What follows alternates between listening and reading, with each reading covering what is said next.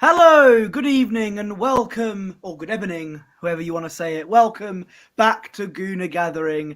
My name is Posh Bertie, the poshest man in all of sports entertainment, and joining me, his microphone's now working now, which is brilliant, is Gooner Gathering's founding father, Mr. Gooner Lee Meads. Mr. Meadows, how are you on this fine evening? Hello, everybody. I am fit and raring to go, full of energy, and looking forward to talking a load of nonsense with you for a little while, because that's basically what we do. Not any other way. Exactly. We're well prepared. We've got a big lineup ready to go. We got scripts and everything. Maybe we don't. What sort of day have you had, Bertie? Tell everybody what you've been up to. There you go, all my notes here. No, I'm I've only got one page, mate. Picked up off the paper, really. No, I'm okay. What pretty uneventful day today. But aside from that, I'm doing good. I hope your foot's been better. Well, do you know what? I'm happy to report I'm not limping as much. So that's good. I'm a little bit more on my feet, and I'm not breaking any speed records, that's for sure. But Thierry Henry doesn't have to worry. But I am still standing, in the words of Elton John. That's excellent. You're fully you're recovering. You're about to return from injury.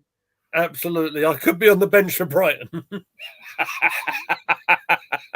or perhaps not. But anyway, enough of this nonsense. Let's try and get a little bit of a structure into all this madness, if I can find everything I need to find. So we are basically going to go through, I would suggest rather briefly, really, because, well, first and foremost, it was pretty much a dead rubber on Tuesday, wasn't it? In the Champions League, our final group game against PSV Eindhoven. We'll sort of go through that a little bit. We'll talk about maybe who played and who didn't play. We'll go through some other injury news. We're going to talk about Brighton a little bit. And, of course, the breaking news about Mikel Arteta and the charges that were brought against him. But we'll sort of do it in some sort of order. Let's get into it. So we had fun last time we congregated, didn't we? We managed to use your old lineup builder, and we put our own lineups together. Well, this is what Mikel went with. What did you make of it, sir? Yeah. I mean, we were half right based on what we predicted. Well, look, I expected, because Arteta's not one for proper full rotation sometimes, but it was a pretty rotated squad. We actually had Aaron Ramsdale in goal. It was, as much as I've been critical of Ramsdale this season, I think it was good to see him, and he had a decent game from what I heard. It was good to see him, listen to the Champions League music on the pitch this time rather than on the bench. So good on him for that. We had to play Cedric Suarez as a rotated right back. As squad depth, everyone was talking about all pre-season. That's going great, isn't it? Yeah. I did not like the fact that Saliba played because I feared this would be a game where he got injured in a game where he shouldn't have played. But he played anyway, and he came off the bench injury-free, so that's good. Gabriel and Kivior at left-back, which probably means Zinchenko will be at left-back against Brighton. Jorginho, Havertz, and Mo. El Neni was in the Xhaka role, which is quite interesting. Reece Nelson, Trossard, and Mr. Goal Scorer himself, Edward Nketiah, up front. Fantastic. Let's have a look who's jumped into the comments, shall we? Of course it is. It's AFC always. Big up to you as well, mate. Thank you for joining us. Once again, you know what? It's so cool. Whenever we're live, to see a regular viewer or two join us does make the difference, doesn't it, mate? So it's always nice to see him. Always nice to see you, AFC, always. To see him nice. So how did you think we started? I thought with a very rotated side, I thought we'd started a little bit shaky. However, I want to credit Yeah, this is going on record. This is going on live YouTube. So, yeah, listen to this carefully, everybody. I want to make sure I do credit Ramsdale for the start that he made. There was 2 saves quite early in the game that he did make. One, now, listen, I'm not overly familiar with the PSV players, okay? There's 1 or 2 I do know, but I'm gonna give it the old college try, okay? So it was Pepe with the through pass, Ismail Sabia with a shot that was kind of smothered by Ramsdale right in the early days. What did you think of that save? I thought it was actually quite brave and quite decisive on his keeping there. For a keeper that doesn't concentrate for 90 minutes, he did very well, I think. It was, in the words of Michael Cole, it was vintage Aaron Ramsdale. And yeah, it was vintage Ramsdale. He played well. And yeah, good save to deny the header. Again, I don't know much PSV players. Lozano I know of. Patrick Van Aanholt, obviously, he's part of the squad. And yeah, obviously Cody Gakpo and Javi Simmons used to play for them, but they don't anymore. So, yeah. Yeah, absolutely. The second chance, I mean, there was a bit of concern that Aaron might have hurt himself on this one, where the cross came in from the right-hand side and Vertussen, that's it, had the big header in, and he sort of leapt over to, let me see, where is he? He was going to his left, wasn't he? Yeah. And it looked like he might have hurt himself a little bit. It might be interesting to see if he actually has done some damage or not, by the way. We'll certainly see on Sunday. I think it's a Sunday game, isn't it? When we play against Brighton. Well, we don't know. I'm pretty sure Raya's going to play on Sunday. So yes, of course he is. Of course he is. Yeah. But again, this is where my worry is. One little injury doubt on either one of the senior goalkeepers, and then we're looking at an absolute rookie, really, aren't we? Certainly in terms of first team football, anyway. Yeah, no, I understand. But yeah.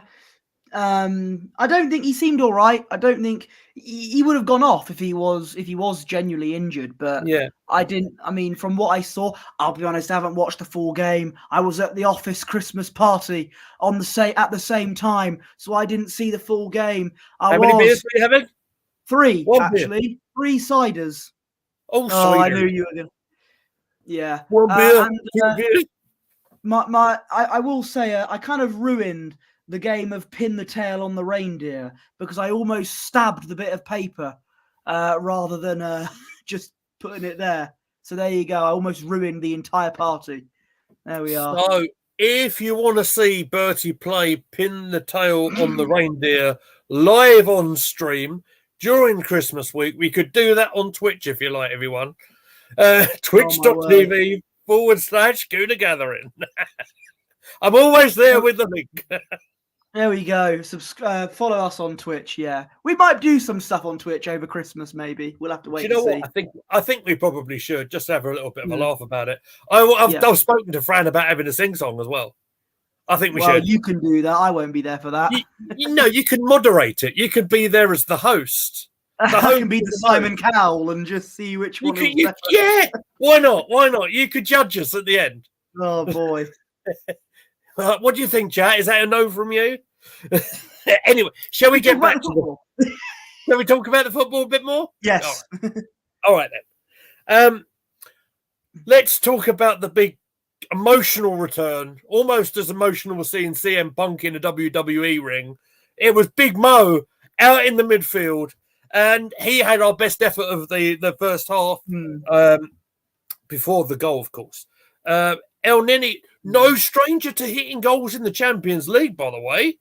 All right, it might have been a long time ago, but he had a quite a long. It was a long range shot just outside the penalty area, long range drive. But it was nice to see him have a pop and have a go. Yeah, absolutely. The woodwork got a lot of love in the game. I heard a lot of chances from both teams hitting the post. El Neni, of course, had an ambitious shot. It was like Yeah. outside the box, quite a low shot as well, and it just about went wide of the net, and it hit the post. So, yeah. How long has El Neni been at Arsenal? He's the last man standing.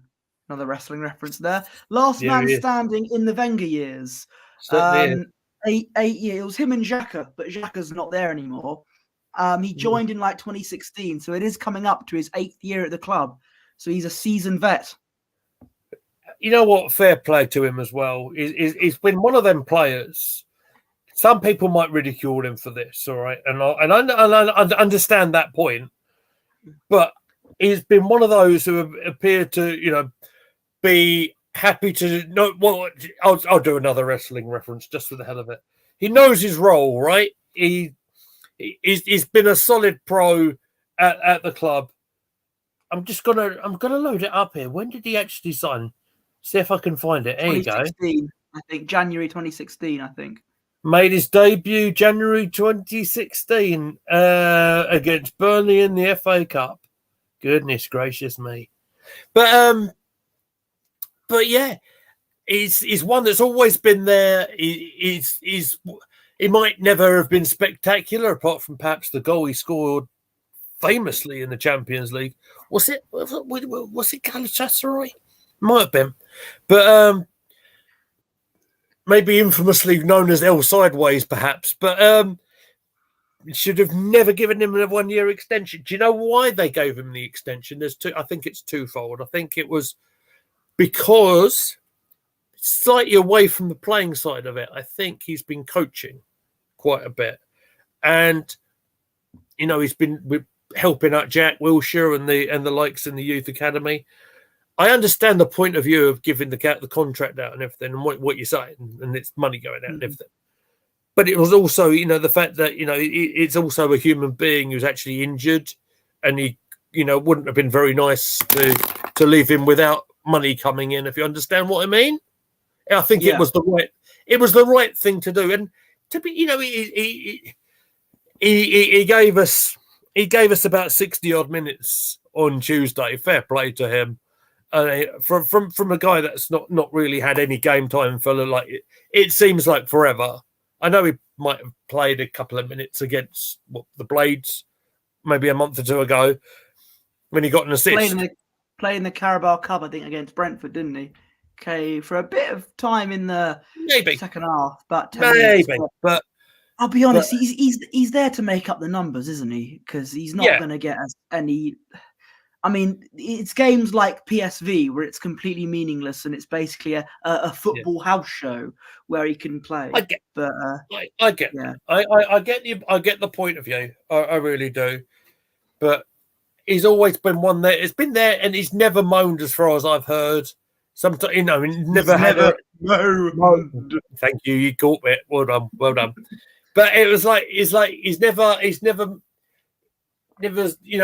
commanded a starting place, if you like, but he's always been there when he's needed. I think is probably what I'm trying to say. All right. Let's try and describe the goal. I don't want this sort of retrospectively looking at PSV to go too long, to be honest. Let's talk about Eddie Nketiah's goal, shall we? World-class finish from a world-class player, as you know. The play indeed started by our triumphant return of Cedric Suarez on the right back position. I am somewhat saying that a bit tongue in cheek, but Cedric was supporting Nelson on the right wing. Nelson, I'll talk more about him in a minute. I'll read that in a second.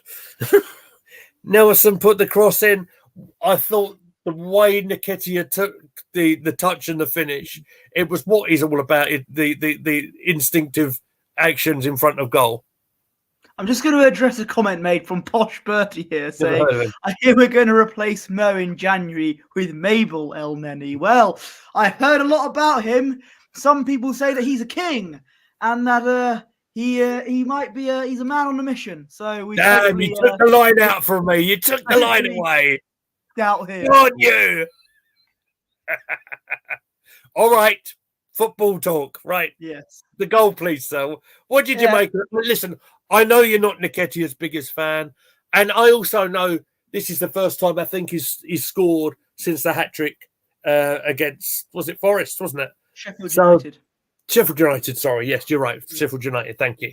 But I thought he actually had a pretty decent game here. I mean, I didn't watch the whole game, but I will take your word for it. Yeah, fair play. When the player scores a goal, I'll give him credit. And of course, he did that, and it was a nice finish as well. Took his time with it, composed, great goal, and it was 1-0. Again, not got much to add. It's a game where it was whether we won, lost, or drawn, we would have finished top of the group anyway. But it was good to see Nketiah get a goal. And yeah, it's games like this where he's going to play. So, and when you got to take your chances when you play, when you're in the starting 11, and he did that. And he did that on Tuesday night. I have 2 more points to make on this one. Nketiah's first goal in the Champions League. So I don't know how many more opportunities he's, because obviously with the system that we play, it seems like it's more likely than not Martinelli, Jesus, and Saka. Obviously, Eddie's there to back him up, and of course Havertz is there as well. But I'm pleased for the lad. He's got his Champions League goal, much like Ramsdale getting his start in the Champions League, which he deserved. The other point I'll probably make, which is probably more significant, especially being that I've read that Martinelli is ill, is the latest one I've heard, literally before we went on air. Nelson provided an assist on a rare opportunity he had to shine. What did you make of Nelson? Obviously, we've been calling for him to get a bit of game time for a little while, haven't we? Especially with Saka's, I don't know if I want to call it lack of form. It's probably not quite right, but it feels like he doesn't get rested. He seems like he plays all the time, even though his leg might be hanging off. If you get me, that's probably what I mean. And perhaps he was putting himself forward for a potential start on Sunday. Well, we'll have to wait and see. If Martinelli is injured, then there is a vacancy in that position. It'll probably go to Trossard, I reckon. But not Saka, Nelson. Sorry, did well again. When you got to get these starts, you got to prove to the boss that you want to turn up and play well. And players like that can take it in games like this. Gabriel Martinelli, illness, 75% chance of playing. Well, I hope he can recover by Sunday. It is Thursday after all. I don't know what sort of illness he has, but we'll wait and see what happens there come Sunday. But Nelson, I thought played well from what I heard and from what I saw in the highlights. I thought he did, and he's a good player. I do like Reece Nelson. I think when he wants to prove himself that he can be a great player, he does it. Against Brentford in the League Cup, scored, of course, and he played well. And lest we forget Bournemouth, that game, and I think it was against Nottingham Forest. He came on for an injured Saka. We won 5-0 and he got 2 goals. So Nelson is a good player, and I do have a lot of nice things to say about him. It's just a shame that I think his time may be coming to an end, I reckon, as we look to get new players in. That's an interesting point of view. Well, one more I think we'll look at perhaps in January maybe. I mean, because he is a decent player when he gets his game time, and but he's not going to get regular game time, and we know that anyway. But it's a case of cashing in on him and probably getting a better choice of person in that position maybe, or look for another position like a midfielder or striker perhaps, which is more likely. Fair enough. Right, I don't think we need to drag the second half out too much, but I thought we started the second half sloppy. We could have conceded a goal really like within about a minute. In fact, the equaliser came in the 50th minute. But player I mentioned a little while ago who came close early in the first half, Patterson, scored the goal he was playing sort of he come into the penalty area on the left. He hit his shot, came off the post and went in. Like you mentioned, the post had plenty of action. I do like a good goal. I mentioned this before. My favourite types of goals is a goal that goes off the post and in. It's quite a satisfying type of goal. Shame it happened against us though. But it's the type of goals I like to see. AFC always says I can only see us picking 2 players in January. Mate, I can't even see us picking any players in January, if I admit. We'll probably get Ruben Neves on loan at best, and that's about it, sadly. As much as we like to play FIFA in our heads and go, yeah, let's get him. About 200 million, it's fine. Yeah. Tick these players off, yeah. On the board. But I think like the likely option is we get someone like Ruben Neves on loan. I think that's probably what we're going to see. Yeah. If we're going to get a striker, we'll probably end up getting one in the summer. But we'll have to see who's available then. Just to sort of finish off in this game before we move on to the next point that I want to bring up. Did you see the offside goal that was ruled out on the 80th minute, Gabriel?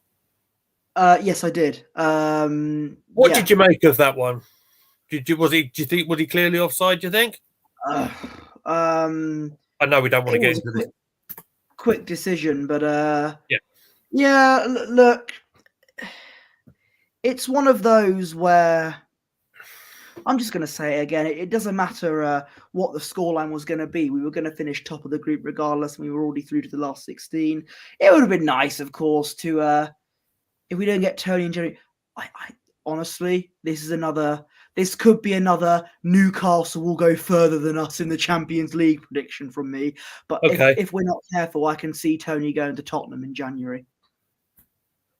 Interesting point of view. Do you know what? That's not the worst. That's not the worst prediction because they'll be still they potentially could be in the market. They didn't replace Kane, did they? So yeah, good point. When you say it's not the worst decision, I mean, when Maddison comes back, Van der Ven comes back, they'll get Tony up front. I'm telling you, they're not out of the woods just yet, Tottenham. So let's Yeah, no, you make a good point, Posh. You make a good point, and I've actually agreed with you for the vast majority of what you said that you have said. You know, goodness me, can you believe this? An Arsenal fan on an Arsenal YouTube platform saying nice things about Tottenham. Crumbs. I'm not. I don't want to be nice to Spurs, but you have to tell the truth. I think that's good. You have to tell the truth. And I'm telling the truth. And the truth will set you free. Nothing but the truth. There you go. What's up? AFC always says, great point, Bertie. Thank you very much. This is why we love having you on the channel, sir. Yeah, absolutely. Absolutely. So at least someone agrees with you. I'm joking. You're not wrong, to be fair. Yeah, absolutely. Should we talk about Arteta's inability to play the youth players? Absolutely. Well, I'll tell you what we'll do. Before we do that, I will put the substitutes up because normally we talk about the team, then the subs. So look, this is who we actually had available. We had the 2 goalkeepers, Raya, the first team keeper normally, Hine, Ben White, Walters, Zinchenko, Sosa, Nawari, ESR, I'll get to him in a minute, Declan Rice, Odegaard, Jesus, and Saka is named on the bench here. Now, before I want to get much further into this, I do want to say I have seen video footage of Saka coming from the warm-up, not lasting very long in this warm-up, and then going straight indoors, and I don't even think he took his place on the bench. Now that, for me, is a massive worry. It might have been just the case of, I've picked up a little bit of a niggle here. Perhaps not a great idea for me to play today. We shall see more when Arteta has his presser tomorrow, or he might not reveal it tomorrow. He might wait to reveal it before kickoff on Sunday. But that's something I do want to make sure I got out of my mouth. You want to respond to that one first before we go any further? We've not heard anything as of Tuesday, so I think it might hopefully be a nothing story, and he's okay for Brighton. It's more of a So, social media story that I picked up on, but I had seen the video of it, so that's why I did mention it. I rarely go on Twitter anyway, so it's You're on it enough. I see it, son. Oh no, I don't go on it like 24 hours a day, but instead I just tweet about us going live and taking the mick out of Joey Barton, which I did today. AFC always says, is Arteta still on a touchline ban? No, I think he'll be back for Brighton. We'll talk more about Mikel, I think, in our very next point, okay? But okay. Yes, I think he only had a one match ban anyway because it was for the yellow card accumulation. So I do believe he will return to the touchline on Sunday, which will be good because let's be fair. I think you have to have your manager in the dugout. That's what he's paid for, isn't it? So yeah, it's not Arsene Wenger at Old Trafford. Where am I supposed to go? Yeah, exactly. Right. I want to bring up the couple of things. And one of them is ESR. How nice was it to see him amongst the squad again? We kind of talked about this on the preview. He might have played a few more minutes. He did want to come on earlier. But there were a few players. I don't think Mikel has revealed who it was. But there were a few who were sort of walking a little bit wounded, not sure if they're going to carry on or whatever. So, do you know what? For what it was, in a friendly kind of environment, if you like, not friendly, but a game that meaningless ultimately doesn't mean an awful lot. At least he's come back. That's a good start. I'm really pleased to see him. I'm a big fan of Smith Rowe, and it's good to see him back from injury. And hopefully we won't get rid of him in January. Then again, I know people want to get the funds from somewhere, but there are plenty of players that I think I'd get rid of in January that isn't Smith Rowe. One of those players may have been as someone who scored on Tuesday. But no, it's good to see Smith Rowe back. I think he can offer a lot for us, and I really hope that he gets more of a chance. I'm just looking at the subs, and an attacking midfielder came on for a defensive midfielder, and another defensive midfielder came on for a right back. I mean, you can tell we were in the Netherlands because Arteta may have been on that devil's lettuce. When making those substitutions. Hey, you're forgetting something. We're family friendly. Stop it. All right, just behave yourself. Let me try and make some sense out of some of it. Yeah, because Big Mo apparently has felt something, potential hamstring. Sometimes these things happen when you're coming back and you're playing. So that's the reason why they took him off. So that kind of makes sense. Mikel made the point saying that, and he recognises the fact that we are quite short on defenders. So in an opportunity where, again, it's a Champions League game, but it's not be all and end all. It's the very reason he picked Mr. Rice to play centre half for that odd sort of 30 odd minutes or so. Sorry, I have a few notifications just come up there. So that's the reason why he did that, and he sort of explained that in the post-match. So unfortunately, in my eyes, although Mikel may have wanted to play, and I talked about Walters potentially as well, I thought might have played a little bit more for the same reason that we were short on defenders. In an environment and in the game environment where we were still 1-1, and all right, there might not have been necessarily everything to play for in terms of qualification, etc. There was still prize money to play for the win. And, if we'd lost, we wouldn't have picked up so much money, etc. Notification, sorry. But I think because the game situation we were in, that's why he didn't want to risk the likes of Walters, Sosa, and Nawari. So AFC always says this is where we will come up short again because we haven't got the squad depth. So what are your thoughts to what I suggested there? So my thoughts are one of the things that does stress me out about Arteta, and there's a lot that does, but one of the things that does annoy me about Arteta is his reluctance to play youth players, even in games as, again, meaningless as the PSV game.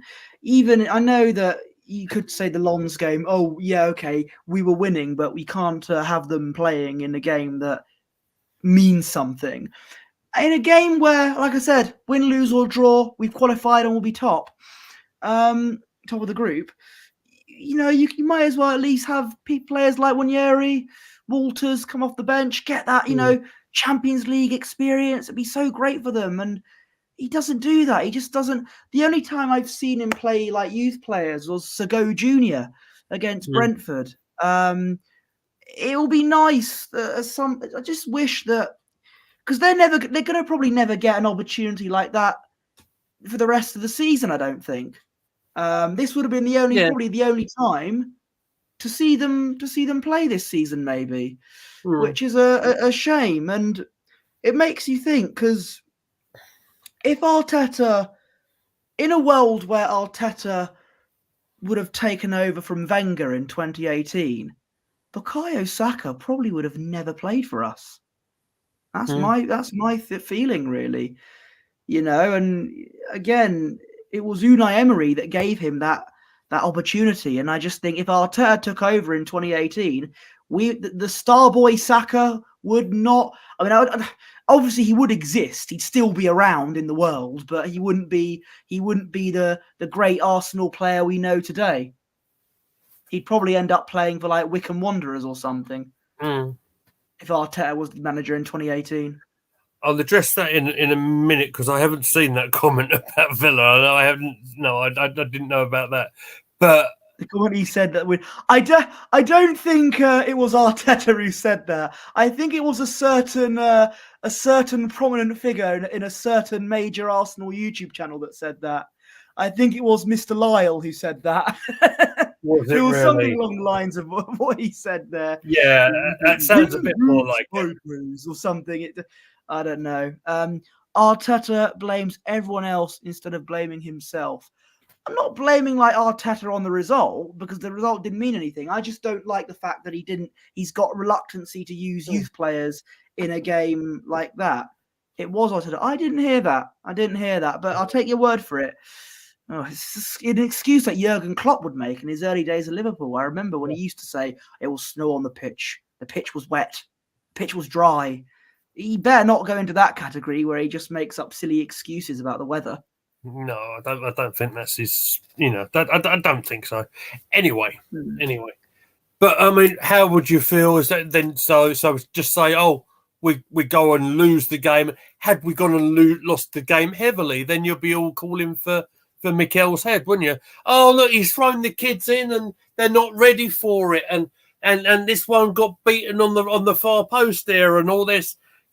I'm just sort of, I'm playing a little bit of game of devil's advocate, if you will. So as I said, this game, no matter what the result was, A, we've qualified for the last 16, and B, we would, no matter, even if we lost 28-0, we would have already been top of the group. So 28-0 might not have gone down very well with AFC forever.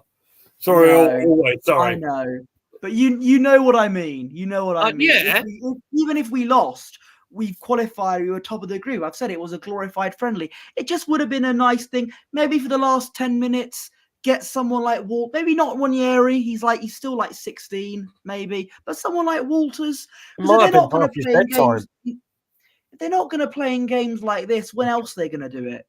Because pre-season doesn't mean anything. No. Listen. I get your point. Of course, I get your point, and I'm pretty sure if the game situation might have been a little bit different, and that's the key thing. We don't know. We can criticize as much as we want to here, being that we're not in the camp.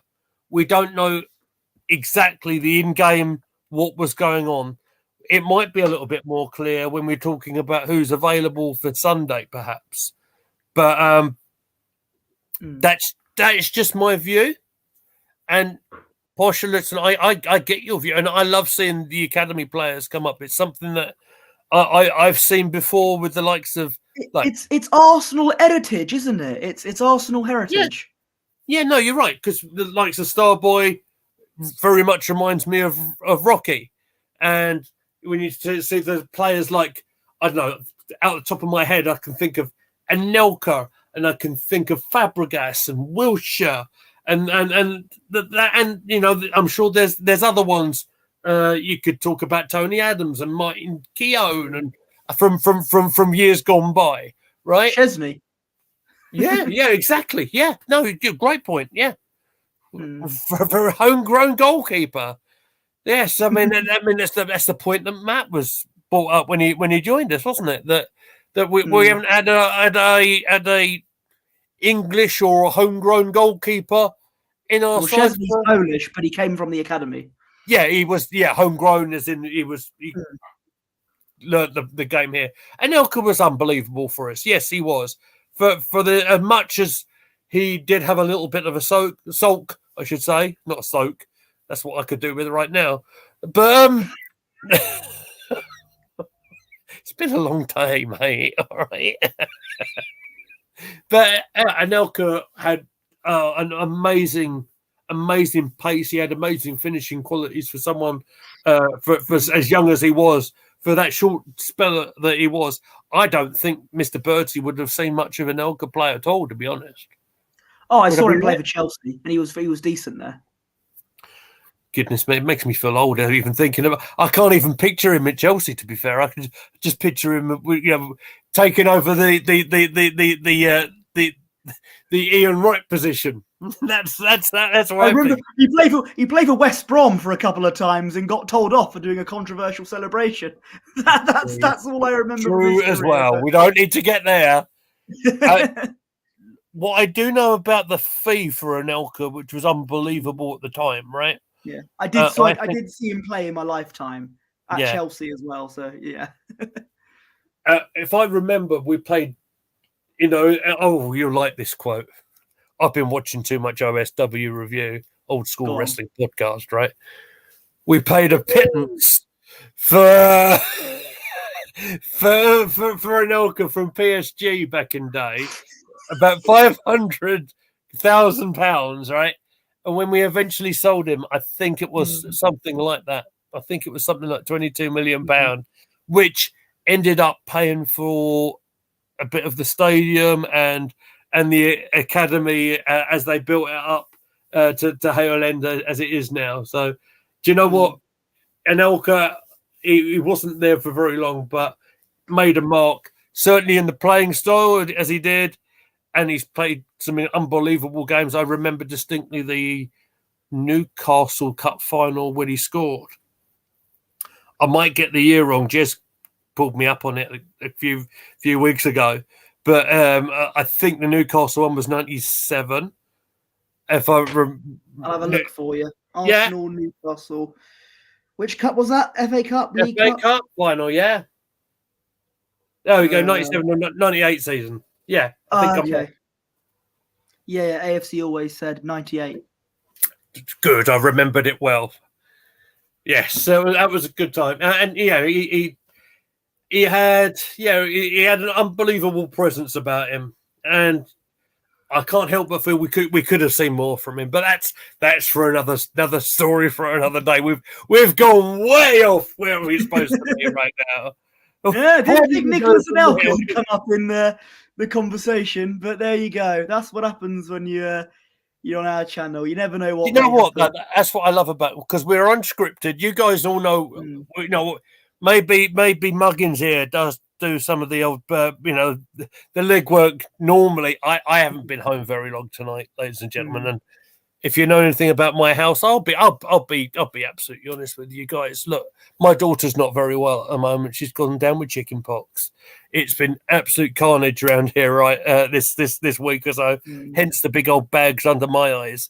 We've not slept and everything. I'm not as prepared as I normally am for this stream, but But we come on here, we could go in any direction, and I'm pretty sure me and Posh could have an entertaining stream about talking about anything, to be honest, because that's what we do.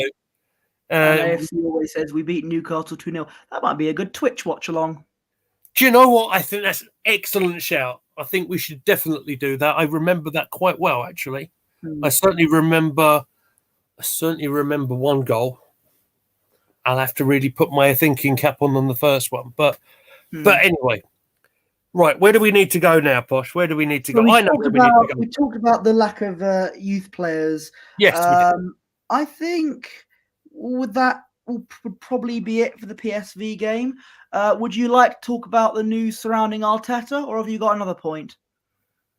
Yeah, let's go for Arteta. That's probably the most prominent point that we really need to talk about. Yeah, we brought up a little while ago that the touchline ban is finished with. He'll be back in the dugout for Brighton on Sunday. But news came out just a couple of hours ago.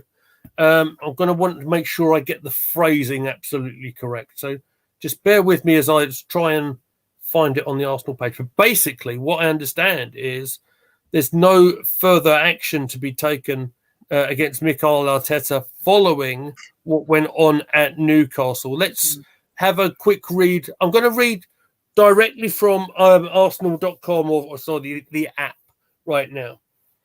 And this is what it says. It says, the FA today have released the following statement.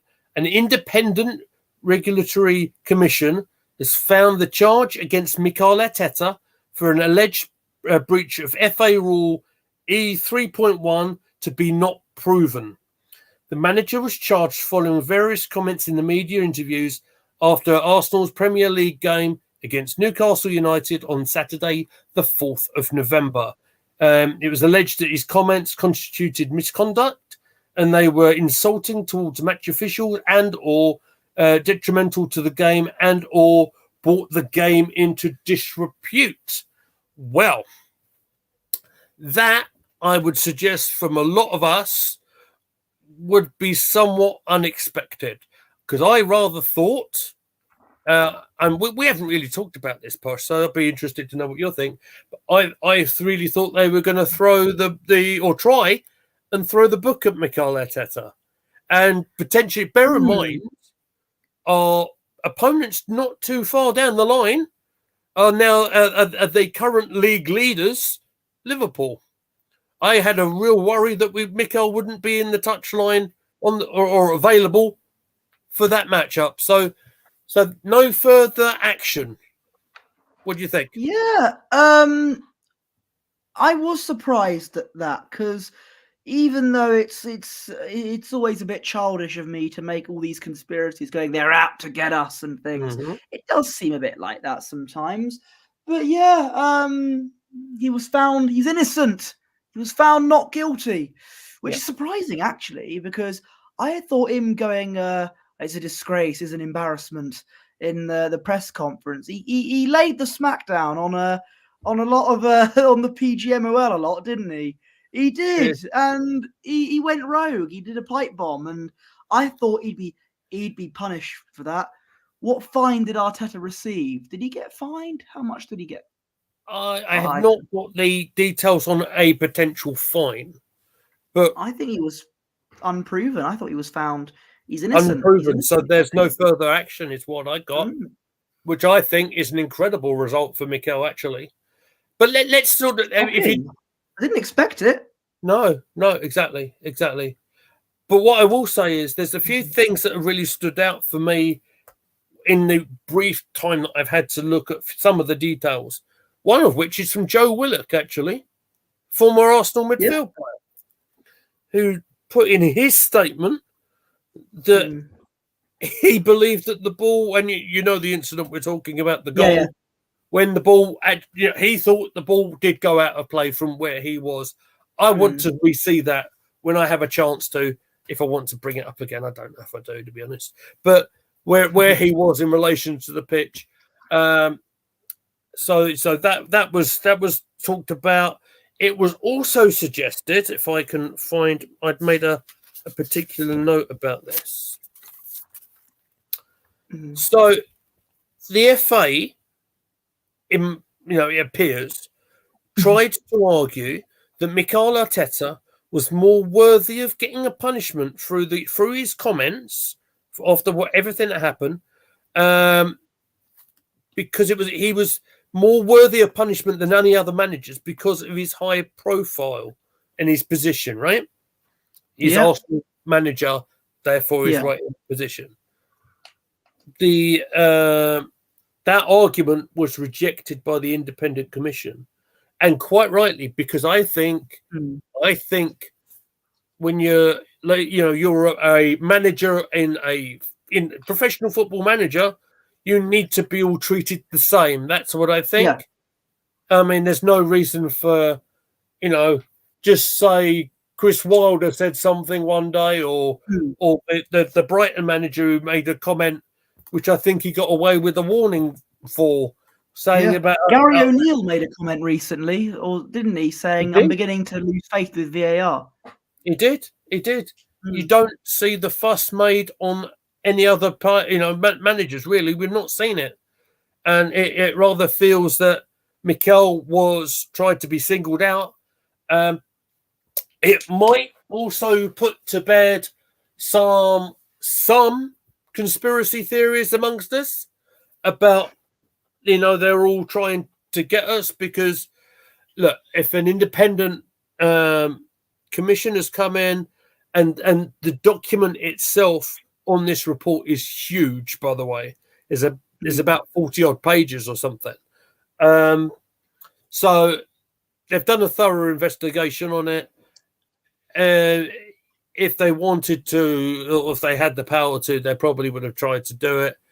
But maybe we can put to bed some of the, they're all against us kind of thing, because the ruling at the end of the day has come for Mikel here, and he can just get on with doing what he's supposed to do and actually manage the side. What do you think? Yeah, I'm hopefully this all can be put to bed, because I'm sick and tired really of having to talk about these things. But okay, I'm pleased he'll be in the dugout for the Liverpool game, because the Liverpool game is obviously important. It will probably be first versus second, providing we get the win over Brighton. Fingers crossed. And yeah, we've got a couple of fixtures against Liverpool coming up. We've got the FA Cup as well, but it'll be good to see Arteta in the dugout. Hopefully, as I say that, he can get decisions right. So yeah, that would be ideal, wouldn't it? That would be perfect. And yeah, that fixture's on Christmas Eve, so it's got the potential to ruin my Christmas. So don't let me down, Mick. It's got a lot of potential to ruin a lot of people's Christmases because of the blooming schedule of it. I mean, fancy scheduling a game up at Anfield when people can't get home. Do you know what I mean? I know that's another argument for another time. I was just talking about me. I'm just thinking of me, like tucking into my pigs in blankets, going, "Why have we bottled it again?" No, don't be saying things like that. Listen. It's more important for us to actually think about Brighton first. That's where we need to be thinking. Yeah. Right? Because what happens when you underestimate certain opponents? Do you know what happens? Yeah. You get egg all over your face. Yeah. And you end up throwing a pen at a bin and can, and it will make a noise on your stream, and then you make yourself a meme. So there we go. And like I said to you last time we spoke, mate, on this very channel, the memories of doing that afternoon, they're right in there. We need to, if we're talking back into the Premier League, we need to. What a random comment! What a brilliant random comment! That my friend. I mean, look, we're approaching the end of the year. I think you've just won comment of the year, my friend. Walker's Chris World's favorite pigs in blankets. Thank you very much. I will keep that in mind. Thank you very much for that. And if you want to donate any Walker's pigs in blankets to us, please get in touch with us on our Twitter page. Or Doing Greg's Festive Bakes. Greg's Festive Bakes. Are they the ones to go for? I understand. I understand when it comes to the Brighton game, we can't underestimate any team in this league. Look at what happened with Luton and things like that. Brighton are a good team. They're a good team when they want to be. I know, obviously, they had some results that may not be good, like the 6-1 defeat to Villa, for example. But when you got players like Mitoma in there, and they can be good. You know, they're one of the few teams. I think they're the only team so far this season that have beaten Nottingham Forest at the City Ground. And their home record, Nottingham Forest, is actually very good in the league. It is, you're right. Which doesn't get talked about enough. I've noticed. I think since Forest came into the Premier League, they only lost about 3-4 home games during the course of 1.5 seasons. Yeah, their home form doesn't get talked about enough. And funnily enough, they've got Tottenham Hotspur next. So hopefully another. You're going for a bold prediction there, sir. Another humbling, mate. I think play a high line that worked against St Mirren. I think. I think the game will be tough. My brother's from Australia. You can't do that. I'm not doing an impression of your brother. I'm not doing an impression of your brother. And anyway, he was born in this country anyway, so it's not really offensive on him. I couldn't find that on X. You talking about Walker's Crisps again? I don't know. Well, if you're looking for our page at Gooner Gathering, look.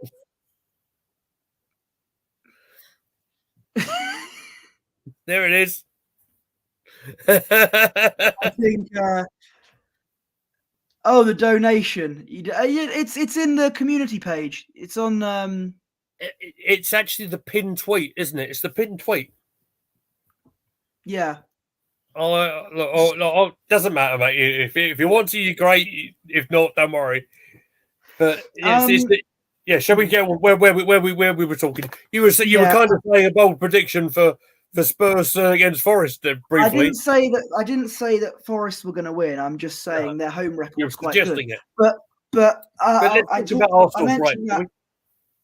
mentioned that because Brighton were one of the only teams that have beaten them at their place, and Brighton are they're a very good team. It's not going to be a walk in the park like some fans might think.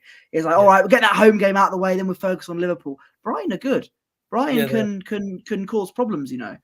And we got to be careful with that. We got to put up a good defensive performance because Mitoma, Evan Ferguson, let's not forget, really, really good players, and they can turn up when they want to. My prediction, I do think it's going to be 2-1 to Arsenal. They're not going for the same. I think it'll be 1-0 to Arsenal, 1-1, and then 2-1, and then it'll be probably about 89 minutes and on the clock where we're starting to lose our patience, right? Oh, what you mean? We go 2-0 up, put an amazing performance, and then the 89th minute, Brighton get a goal and suddenly backs against the wall again. That's probably more likely. If you want, we'll go that way. Yeah. But let's not forget they absolutely turned us over. Let's not forget if you want a good laugh, go and have a watch on the the retrospective short on the last goal. Because we were losing the plot at the end of that. I certainly was. Arsenal 3, Brighton 2. Yeah, maybe it could be. Certainly see a few goals in the game, that's for sure. Looks like there's this. We mentioned possibility. No, obviously with injuries and stuff like that, we're doing this a little sort of day earlier than we'd normally do it. Really, because of reasons I might have spoken about briefly. And perhaps I might want to get another video out of something else for tomorrow. So, and that is a great point. Thank you very much. We didn't have Saliba, but bear in mind we did have Saliba and Gabriel in the back line when we played against Luton, did we not? Well, there we go. Sorry, Prophet there. I think get back to winning ways, mate, because we just having lost to Aston Villa, and it wasn't just the loss. I thought it was the fact that the manner of the defeat as well. I thought we were a little bit lackluster on the day itself. although there was an improvement in the performance on Tuesday, let's be fair. I mean, there was so many changes. It doesn't really, equate too much. It doesn't mean anything. So no, well, that's what we're looking for, isn't it?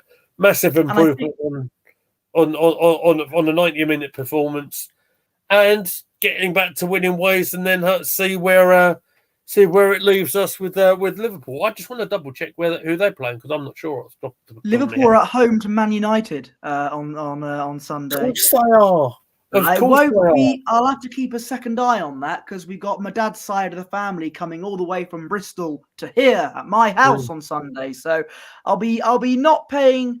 I'll pay some attention to Arsenal, Brian, and football going on, but I've got family coming round, so be a busy bee. It's not on the telly, isn't it? This one, mate. It will be, yes. I'll probably have it on in the background. I think it'll be an interesting match to watch as well, considering what happened with Liverpool and United last season at Anfield. Yeah. Absolutely, it was interesting, wasn't it? Let's be fair. The way United are going this season, it might happen again, Who knows? Who knows? United on the back of crashing desperately in the Champions League this week. He doesn't want to see De Zerbi doing knee slides this Sunday. I don't think anyone's going to see that, to be honest. I'd like to see a few Saka celebrations if he's good to go.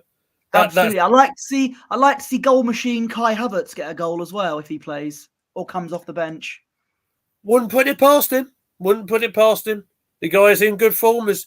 As it staggered me that you brought this up, but you did. Havertz has been playing pretty good. So let's see. And I was talking about Saka, and shall we do it again? Shall we plug it again? Well, my Saka shirt is in the wash, so I can't. I've got my T20 cricket shirt on with the World Cup nice. a few years ago. So there you go. But aside from that, check out Fran's website, goalartso.com. Thank you very much, and check out her YouTube channel as well, because she's doing some fabulous stuff there. Do you know? I just happened to be wearing this the other day, and I've got people literally making asking questions. I'm getting our friends some business, don't you know? I even had messages on my social medias. So let's help Fran out. She's the £30 or thereabouts for her hoodies. Pretty good value. And Christmas is coming, everybody. Goalartso.com. There we go. I just want to answer.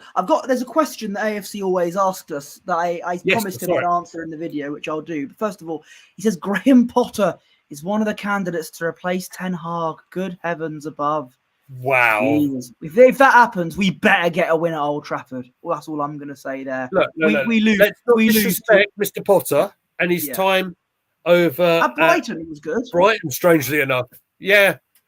But I can't see that happening. Not at United. That fit don't work for me, brother. Not at all. No. And Ten Hag, he might be under pressure a little bit, but do you really replace him with Graham Potter? It's like I mean, as bad as Ten Hag's doing this season, it'd be a bit of a downgrade, wouldn't it? It really would. I'll be honest. As promised, AFC always says, what team would you like Arsenal to draw in the Champions League? I don't. So I've made my prediction. I don't know why, but I've got a bit of a feeling that we're going to get Porto. I don't know why. It's just my prediction. I just have a feeling we're going to get them in the last 16. What do you think? Let me have a quick look at who we could potentially play, because we were group winners, right? So we won't play any other the group winners. We could play any one of the runners up, right? Yeah. Let's go through it. We've got Copenhagen, Inter Milan, Leipzig, Napoli, Lazio, No, we can't play PSV again because we already done them. PSG or Porto. I would like to think. Do you know what? I'd quite like to see us go to Denmark. They gave United problems with their youngster called Rooney. But I think it'll be tough. In terms of the way, in terms of the strength of the other teams, and Italian teams are always very, very tough to play. I always feel that it's the old thing about always being very well disciplined defensively. That's how I was brought up. That's how I always and the fans, the ultras, the Italian ultras, the fans are the atmosphere is incredible. Like it's incredible there. Also, as if you is get the Napoli, playability. Napoli are good. Osimhen as well, and PSG. I mean, I know. Add to that, Osimhen. Do you know the story on him? Signed a new contract. He signed a new contract. Did he? I know that there's something about £130 million release clause, which I reckon is going to be matched in the summer. I reckon, but to which team? I don't know. I want to avoid getting PSG at the moment. I know people say, "Oh, their finishing is terrible," but it's Arsenal. We've got the potential to make. We've got the potential to make the worst players look like prime Ronaldinho, knowing us. One pass to Mbappe, it could be game over. So I think we're going to get Porto. That's my prediction. That's what I think we're going to do.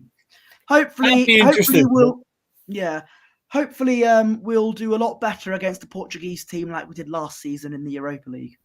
Good point. Excellently made. We'll see. The draw is Monday.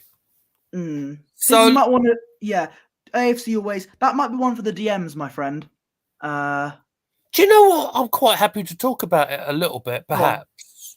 I mean, I'll answer it. So, look, my daughter Amy, you've seen her jump on our stream. That's one of our most successful videos on our stream, right? Most successful shorts. Exactly. She's autistic, and now and me and my wife, Amy is our first and only, right? And as time developed and she was sort of about 2-3, we took her across the road to a nursery, and there were some really, really good people across the road who run that nursery. And one of them is a parent of a Down syndrome child. Okay. So, and they sort of pulled us aside one day, said, look, we suspect, because Amy wasn't talkative, not at all, and a little bit shy. Now she's a little bit out of our shell a little bit, and you can see how happy she is when she's jumping around us, right? So we went. Amy would have been 3, I think, 3 or 4 when we went to a pediatrician. And then, it was quite quick from there. She managed to get into an excellent special needs school, and she's absolutely flourishing. So to answer that, so I hope that helps you out.